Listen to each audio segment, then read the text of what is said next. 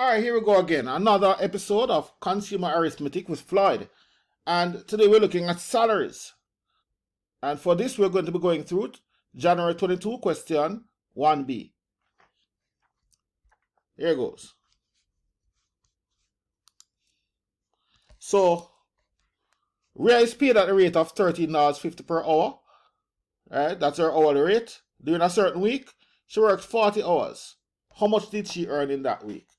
So if you work for 40 hours at $13.50 per hour, then we simply multiply. So she earned $13.50 per hour for 40 hours that week. So we simply multiply. And we get $540 as her salary for that week. Right? For a 40-hour work week. That was pretty straightforward. Part 2 now says, Rhea worked 4 weeks in the month of August, and her gross earnings was $2,463.75.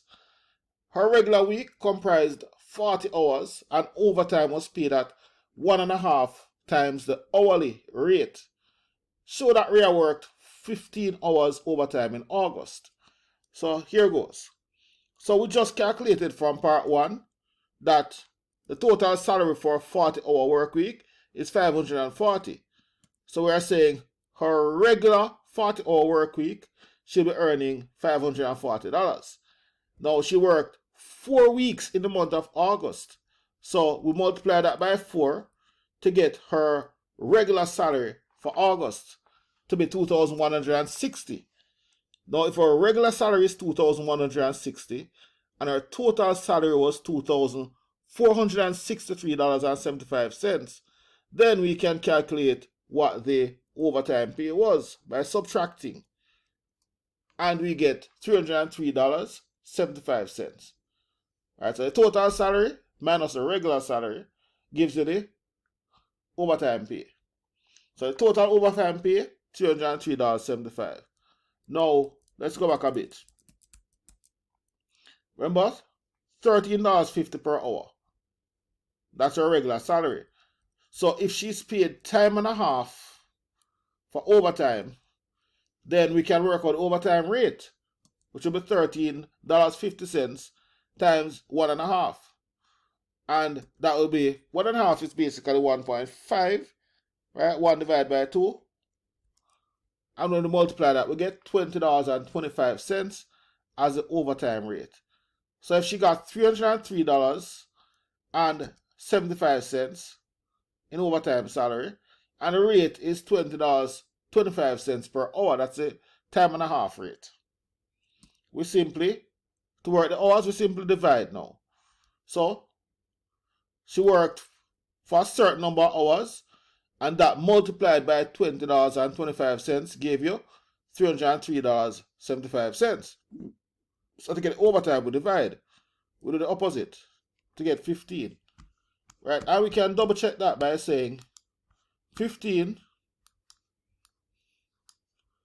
multiplied by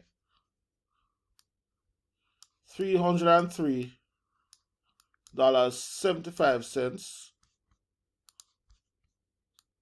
Alright, so 15 multiplied by 303.75. Right, if we do that quickly, we will be getting back the total overtime, times $20.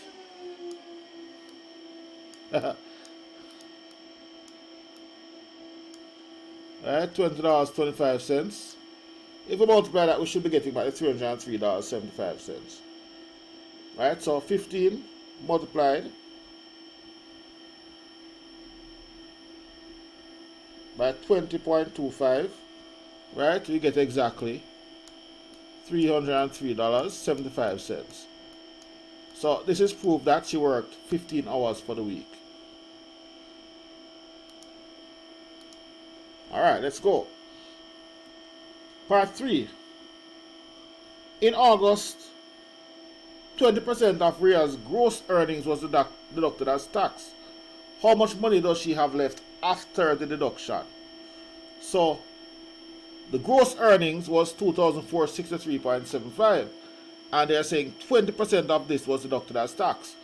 So we can simply find 20% by multiplying 20 over 100 by $2,463.75. Right? When we do that, 20 to 100 goes, 20 to itself goes one time, 20 to 100 goes 5 times. Then we can say 5 goes into itself one time, and 5 goes into 2,463.75, 492.75 times, so we divide. Right? So we get 1 multiplied by 492.75, and that gives us 20% to be 492.75.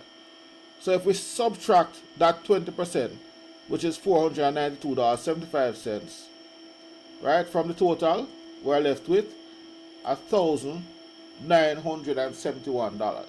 So that's what should have left after the 20% deduction. We could also work it another way, because if it decreased by 20%, remember the starting point is always 100%. So if you start from 100% and 20% is taken away, then you're left with 80%. So we could also have found 80% of $2,463.75. So let's do that. Right, so we're just multiplying.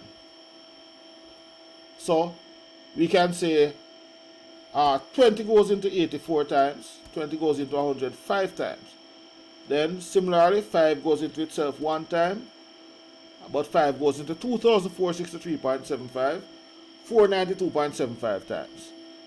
So we're left with 4 multiplied by 492.75, which gives us the same answer as what is left with after tax, 1,971. So two different approaches, same result.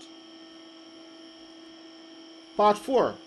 We are invested $219 of our earnings for 3 years at a rate of 4.5% per annum, simple interest. How much interest does she receive after 3 years? So this is simple interest. So the simple interest formula is I equal PRT over 100, where P is the principal, that's $219. R is the interest rate, that's 4.5. T is the number of years, which is 3. Right, so we simply say I equal $219 times 4.5 times 3 PRT divided by 100. Right, that works out to 2,956.50 divided by 100. When you divide, you get 29.565, or we can round it off to 29.57. So the interest received after 3 years is approximately $29.57. Alright, so remember how we round off to 57? If we are rounding off to 2 decimal places, then we are cutting it at the second decimal place. So this is 1, 2 decimal places. So we are closing off with a 6. So we're looking at what comes after that second decimal place. And the question is it small enough to just be discarded? That would mean that it's less than 5. But that's not the case here. So since it's not small enough to be discarded, then we basically round it off to an additional 0.01. So we round up to 29.57. Alright, so there we go.